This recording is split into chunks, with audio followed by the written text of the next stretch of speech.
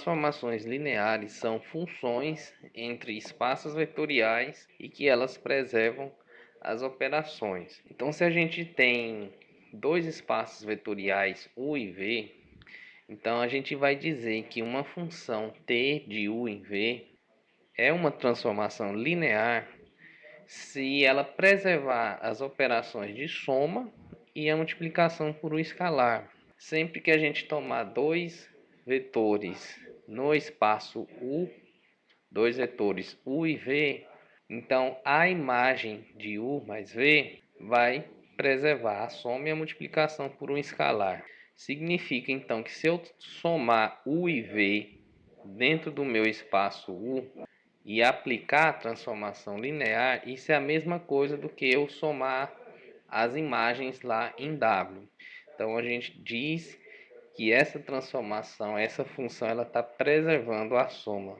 E a mesma da multiplicação por um escalar.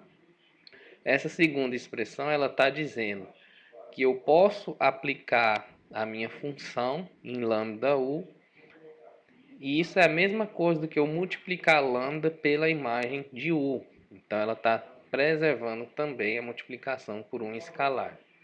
Então, essas funções entre espaços vetoriais que preservam as operações, nós vamos chamar de transformação linear. Vamos ver agora um exemplo de transformação linear. Se a gente considerar o espaço dos polinômios de grau menor ou igual a 2, e P1 o espaço dos polinômios de grau menor ou igual que 1, a gente pode dizer que a derivada que associa um polinômio de grau 2 a um único polinômio de grau 1, essa transformação ela é linear. Por quê? Pelos teoremas que vocês conhecem lá do cálculo 1, que diz que a derivada da soma é igual à soma das derivadas, que a gente tem essa primeira expressão. Aqui eu estou dizendo que a derivada de p de x mais q de x é igual à derivada aplicada em p de x mais a derivada aplicada em q de x. E quando a gente aplica a derivada em um múltiplo de um polinômio, isso vai ser a mesma coisa do que eu multiplicar lambda vezes a derivada. Então temos aí um exemplo de transformação linear. Veja só, se a gente considerar uma função do plano R2 em R2, e essa função, essa transformação, né, de x em y associada por essa expressão, isso é uma transformação linear. Por quê? Para eu mostrar que uma aplicação, uma função é uma transformação linear, eu preciso mostrar que ela preserva a soma e a multiplicação por um escalar. Então veja só que se eu considerar dois vetores em R2, vetores quaisquer, u e v, eu já estou tomando as coordenadas aqui de u e v, e aí eu preciso analisar a transformação em u mais v, ou seja, t de u mais v é t de x1 mais x2, y1 mais y2. Então eu vou aplicar essa função no vetor x1 mais x2, y1 mais y2. E quando a gente faz isso, a gente vê que basta multiplicar a primeira coordenada por menos 1. Então nós temos aqui menos x1 menos x2 e y1 mais y2. E eu posso separar x1 y1 com x2 y2. Então perceba que quando eu faço essa separação, isso daqui eu tenho exatamente a minha transformação aplicada no vetor u. E essa outra parte é a minha transformação aplicada no vetor v. E então nós vamos ter t de u mais t de v. Ou seja, t de u mais v é igual a t de u mais t de v. Então assim a gente viu que ela preserva a soma. E agora a gente precisa verificar se ela preserva a multiplicação por um escalar. E a gente faz do mesmo jeito. Então, para todo lambda, a gente vai aplicar a transformação em lambda u, no vetor lambda u. Então, nós temos menos lambda x1, lambda y1. E veja que esse lambda eu posso colocar ele aqui para fora desses parênteses, né? Então, nós temos aqui lambda menos x1, y1 e menos x1, y1 é exatamente t de u. Então, nós vimos que essa função ela preserva também a multiplicação por um escalar, ou seja, t de lambda u é igual a lambda t de u e t de u mais v é igual a t de u mais t de v. Então, essa função ela é uma transformação linear. Essa função a gente pode dar uma interpretação geométrica para ela. Veja aqui no gráfico que essa transformação ela toma qualquer vetor, né, de coordenada x, y e apenas inverte aqui a coordenada x, onde esse vetor ele vai ficar espelhado em relação ao eixo y. Temos mais um exemplo aqui de uma transformação de R3 em R2. Então, ela toma qualquer vetor de coordenada x, y, z em R3 e me dá um vetor em R2 de duas coordenadas. Veja que aqui na imagem nós temos duas coordenadas, né? Então, se a gente quer saber se essa transformação ela é linear, nós precisamos fazer aquele mesmo procedimento. Nós vamos considerar dois vetores arbitrários u e v em R3 e aplicar a transformação em u mais v. Assim nós temos que t de u mais v é igual a z1 mais z2 menos x1 menos x2. E na segunda coordenada nós temos z1 mais z2 mais 2y1 mais 2y2. O que nós vamos fazer agora é começar a separar x1, y1 e z1 e x2, y2 e z2. Então, nós temos que eu posso separar z1, x1 e y1. Eu tenho essa parcela e essa outra parcela. Se você observar, essa primeira parte aqui ó, é exatamente a transformação aplicada no vetor u. E aqui essa outra a gente tem t de v. Então nós temos aqui t de u mais t de v. Então mais uma vez nós vimos aqui que essa função ela preserva a soma. E na multiplicação por um escalar a gente considera um lambda real e aplica a transformação em t de lambda u, onde a gente vai obter também que t de lambda u é igual a lambda vezes t de u. Então, essa transformação ela preserva a multiplicação por um escalar, então ela é uma transformação linear.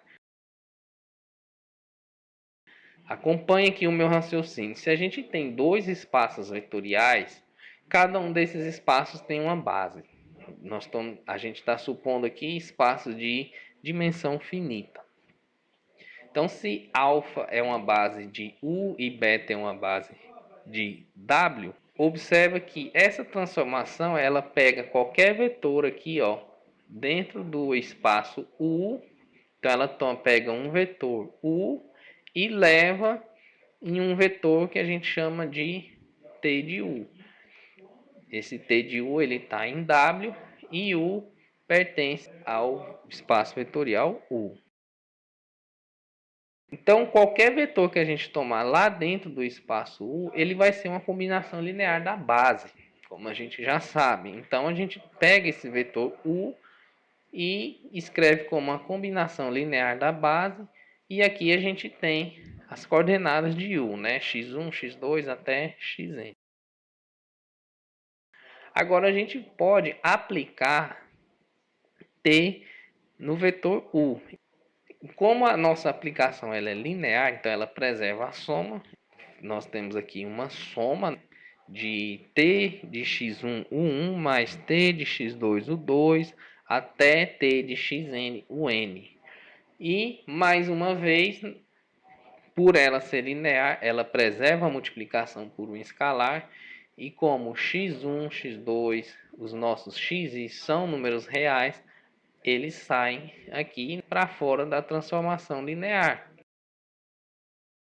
Então, nós temos x1t de u1 mais x2t de u2 até xnt de un.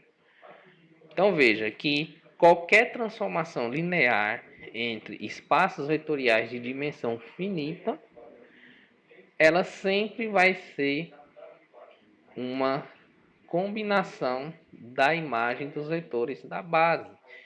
Então, a nossa transformação linear, ela sempre está bem definida quando a gente conhece a imagem dos vetores da base. Veja que t de u, se a gente conhece a imagem dos vetores da base, então a gente tem a nossa transformação linear bem definida. Por que eu estou falando isso? Porque sempre que você precisar de uma transformação linear e você conhece a imagem dos vetores da base, você já tem a sua transformação linear definida. Eu vou mostrar isso por meio de um exemplo para vocês entenderem. Se eu quero encontrar uma transformação linear no plano, né, de R2 em R2, e essa transformação eu quero que ela faça uma rotação de um ângulo θ no sentido anti-horário. Então, para isso, a gente considera a base canônica de R2, E1 e E2. Então, é suficiente a gente dizer quem é R de E1 e R de E2. Eu estou dizendo, se eu conheço a imagem dos vetores da base, eu conheço a minha transformação linear. Então, para encontrar a transformação linear, é suficiente determinarmos a imagem dos vetores da base escolhida. Então, como que a gente vai fazer isso? Como que a gente vai encontrar a imagem da base? Se a gente observar na figura, a nossa base de R2 são os vetores E1 e E2. Quando eu aplico uma rotação nos vetores da base, no sentido anti-horário, nós temos esta imagem, né? Então veja que nós temos uma rotação aplicada somente nos vetores da base. Então agora, se eu conhecer as coordenadas de R de E1, que é a imagem, né, da rotação aplicada em E1, e aqui eu tenho a imagem de E2 por meio da rotação de ângulo θ. Então, a partir desse gráfico, a gente encontra aqui as coordenadas do vetor R de E1 e R de E2. Se você observar a figura, a gente tem aqui, ó, um triângulo retângulo que eu consigo fechar, né? E a partir deste ângulo θ, eu consigo achar essa coordenada de R de E1. A gente sabe que o tamanho desse vetor E1 mede 1, né? Então, a hipotenusa desse triângulo mede 1.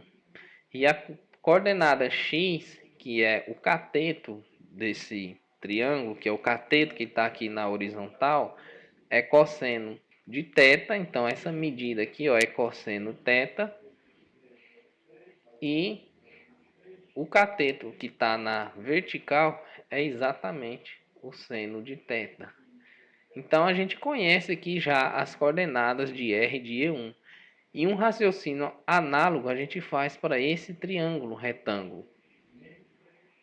Então, observa que a gente tem já as coordenadas da imagem da base rotacionada. Então, eu tenho aqui, ó, que R de E1 vai ser cosseno θ, seno de θ, e R de E2 é menos seno de θ e cosseno de θ. Agora que eu conheço a imagem da base, eu faço a minha transformação linear. Então, ó, a gente sabe que R de xy, de qualquer vetor a rotação de qualquer vetor no R2, que a gente chama de R de xy, vai ser x R de E1 mais YR de E2. Como eu já conheço R de E1 e R de E2, basta eu substituir essas imagens conhecidas aqui na expressão e a gente tem exatamente x R de E1. Temos aqui ó, x multiplicado por R de E1 mais Y multiplicado por R de E2. Então, a gente tem aqui já a nossa rotação. Então, veja que uma rotação de ângulo θ, no sentido anti-horário no plano, é dada por essa expressão. Nós vamos agora falar de matriz de uma transformação linear. Eu vou começar com um caso particular, porque a demonstração ela é mais simples. Depois nós vamos ver aqui um caso geral. Então, se nós temos dois espaços vetoriais de bases alfa e beta, eu estou supondo aqui que U tem dimensão 2, então nós temos dois vetores na base alfa. Estou supondo que W tem dimensão 3, então a sua base tem que ter 3 vetores. Então, qualquer transformação linear de U em W vai ser uma combinação de T de U1 e T de U2. Mas, a gente tem o seguinte, que o T de U1, veja só que a imagem T de U1 e T de U2 são elementos que estão lá dentro de W, né? Porque eu tenho aqui o meu espaço vetorial U, eu tenho a sua base U1 que está aqui, U2 que está aqui dentro de U, aplico a minha transformação linear, então o T de U1 vai estar aqui dentro de W, e a mesma coisa para T de U2. Então, como T de U1 e T de U2 está dentro do espaço W, e esse espaço W tem uma base, então T de U1 e T de U2 eles podem ser escritos como combinação linear da base beta. E é o que nós vamos fazer agora. Nós vamos escrever T de U1 como uma combinação linear aqui, ó, da base beta. Veja que nós temos aqui os nossos vetores da base e nós temos aqui os escalares, né? Eu escolhi os escalares A e J. Agora, o que a gente vai fazer é simplesmente substituir esse T de U1 e esse T de U2 aqui nessa expressão. Então, eu vou voltar aqui e fazer essa substituição. Então, quando eu substituo o T de U1 e o T de U2, nós temos aqui essa expressão. E o que eu vou fazer agora é simplesmente tomar os meus vetores W1, W2 e W3, colocar em evidência. Então veja que quando eu coloco o meu W1 em evidência, eu tenho aqui ó, o X1A11 mais X2A12. E para o W2, quando eu coloco em evidência, eu vou ter aqui ó, o meu X1A21 e o meu X2A22. E para o nosso vetor W3 em evidência, eu tenho X1A31 e X2A32. Então, observe o seguinte, que eu vou simplesmente tomar essa expressão que está aqui e vou escrever ela na forma matricial. Veja que essa expressão ela pode ser escrita como sendo um produto de matriz, porque aqui eu tenho as coordenadas de T de x1, x2 na base beta. Então, essas coordenadas na base beta. E veja que eu posso, quando eu faço o produto dessas duas matrizes, eu vou obter exatamente aqui a matriz de T de x1, x2 na base beta.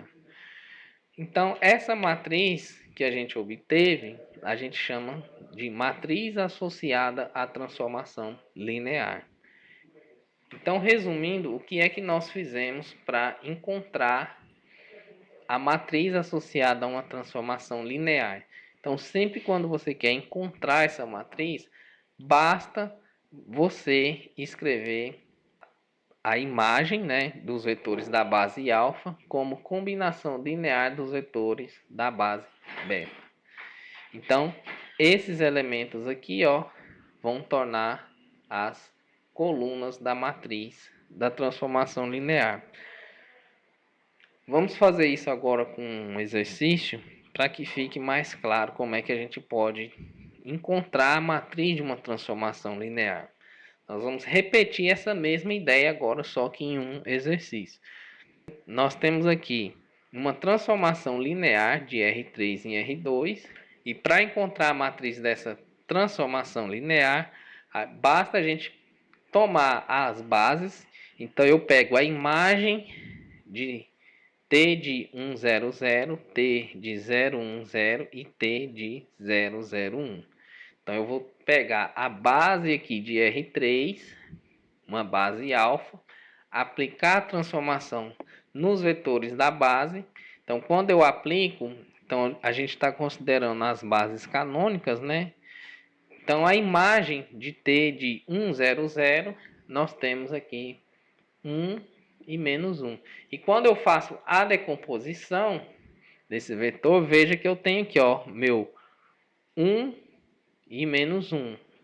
Então eu aqui, eu estou agora escrevendo como combinação linear da base R2. E a mesma coisa para os outros vetores, né? Então eu estou fazendo aqui a minha decomposição.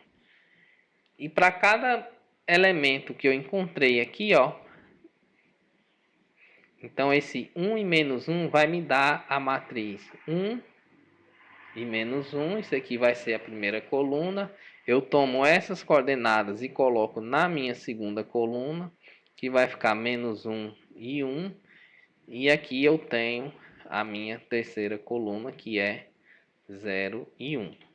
Então aqui eu tenho a matriz da minha transformação linear em relação às bases alfa e beta. Se a gente tomar mais um exemplo, veja só, se a gente quer a matriz de uma transformação linear, a ideia é a mesma. Então nós vamos tomar uma base de P2. Então nós temos aqui, ó, alfa como sendo uma base ordenada de P2, que é o espaço dos polinômios de grau menor ou igual a 2. Então a gente toma uma base de P2, aplica a transformação linear nos vetores dessa base. Nós temos a transformação de derivada. Então nós vamos aplicar D no primeiro vetor da base. Então a derivada de 1 é 0. A derivada nós vamos aplicar no segundo vetor da base. A derivada de x é 1. E nós vamos aplicar a transformação linear D, que é derivada, no terceiro vetor, que é 2x. Quando eu aplico esses elementos da base de P2, eles vão ter uma imagem agora em P1. Então agora eu vou lá para o meu espaço vetorial P1 e vou decompor cada um desses vetores com relação à base beta. Então veja que a base de P1, vou chamar de beta, é o vetor 1 e x, que são os polinômios de grau menor ou igual que 1. E agora eu posso escrever o meu polinômio 0 como sendo 0 vezes 1 mais 0x. Esse outro polinômio eu posso escrever como sendo 1 vezes 1 mais 0 vezes x. E esse outro polinômio eu tenho aqui 0 vezes 1 mais 2 vezes x. Então agora eu peguei cada imagem e escrevi como combinação linear da base lá de P1. E aqui, ó, eu tenho as minhas coordenadas, né? Então eu tenho 0 e 0. Isso aqui vai ser a primeira coluna da minha matriz. 1 e 0. Então eu pego, coloco na segunda coluna, e 0 e 2. Aqui eu tenho a terceira coluna da minha matriz. Então agora veja que eu tenho que a matriz da transformação linear em relação à base alfa e beta é essa matriz de 2 linhas e 3 colunas. Para a gente falar de matriz de uma transformação linear no caso geral, é a mesma coisa que eu mostrei lá no caso particular. Então a gente simplesmente considera uma base alfa e beta para U e W. Então, para cada combinação linear dessa base, nós vamos ter aqui, os elementos da nossa matriz. Então, veja que essas coordenadas aqui, elas vão compor, né, a primeira coluna da minha matriz. Essas coordenadas, elas vão compor a segunda coluna até a última coluna. Então, veja que cada coluna nos dá as coordenadas da imagem dos vetores da base. Então, se a gente quer encontrar a matriz dessa transformação linear, vamos entender aqui como que essa transformação linear funciona. Veja só, ela pega um polinômio de grau menor ou igual a 2 e associa a uma matriz de 2 linhas e 2 colunas. Então, para cada polinômio de grau menor ou igual que 2, essa transformação vai associar a essa matriz. Basta você combinar os coeficientes para obter aqui a matriz 2 por 2. Então, se a gente quer a matriz da transformação linear, então a gente considera aqui uma base. Então, nós vamos começar com a base alfa do espaço P2, que é 1x e x ao quadrado. Agora a gente aplica, então nós vamos aplicar a transformação T nos vetores da base alfa. Então, quando a gente aplica, nós temos aqui, T de 1. Isso aqui vai dar uma matriz 2 por 2, né? O polinômio 1, né? Veja que o polinômio 1 é 1 mais 0x mais 0x ao quadrado. Então, nós temos que A igual a 1 e B e C igual a 0, né? Então, nós vamos ter aqui, 1, 0, 0 e 2. Então, nós temos aqui a imagem do primeiro vetor da base. Quando a gente aplica T no segundo vetor, T de x, observa que o polinômio x é igual a 0 mais 1 vezes x mais 0x ao quadrado. Então, aqui agora A é 0, B é 1 e C é 0. Então, nós vamos ter aqui T de x é igual a menos 1, 0, 0 e 1. Agora, nós vamos aplicar a transformação em x ao quadrado. No caso de x ao quadrado, o polinômio x ao quadrado é igual a 0 mais 0x mais 1x ao quadrado. Então, agora A e B são iguais a 0 e C igual a 1. Quando a gente aplica essa transformação, nós temos 2, 0, 0 e 0. Agora nós vamos pegar cada uma dessas imagens. Agora veja que essas imagens já estão lá no espaço das matrizes. E nós vamos decompor essas imagens como combinação linear da base de M2. Então nós temos aqui que o T de 1, que é essa matriz, vai ser 1 vezes 1, 0, 0, 0, mais 0 vezes a matriz, que é o segundo elemento da base, que é a matriz 0, 1, 0, 0, mais 0 vezes 0, 0, 1 e 0, mais 2 vezes 0, 0, 0 e 1.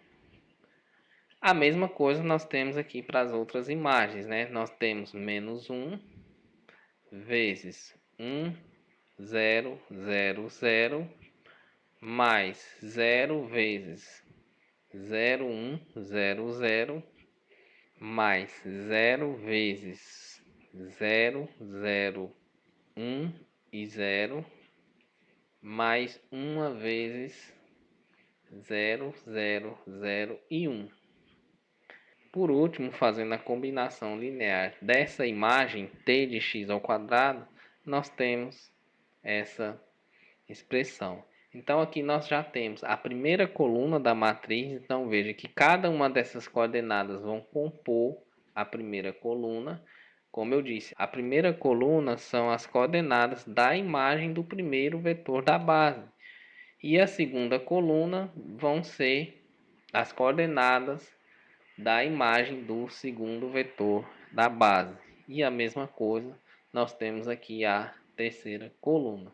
Então basta a gente escrever agora a matriz dessa transformação linear. Bom, nós vimos que se U e V são espaços vetoriais de dimensão finita, então toda transformação linear ela está associada a uma matriz. Foi o que nós fizemos nesses exercícios. E agora nós podemos pensar no seguinte: será que quando eu tenho uma matriz, essa matriz está associada a uma transformação linear? E isso é verdade. Então, toda transformação linear está associada a uma única matriz e cada matriz está associada a uma única transformação linear. Então, existe uma associação entre o espaço das transformações lineares e uma matriz. Então, é por isso que quando a gente fala em transformação linear, a gente vai trabalhar com matrizes, porque existe essa relação entre esses dois espaços.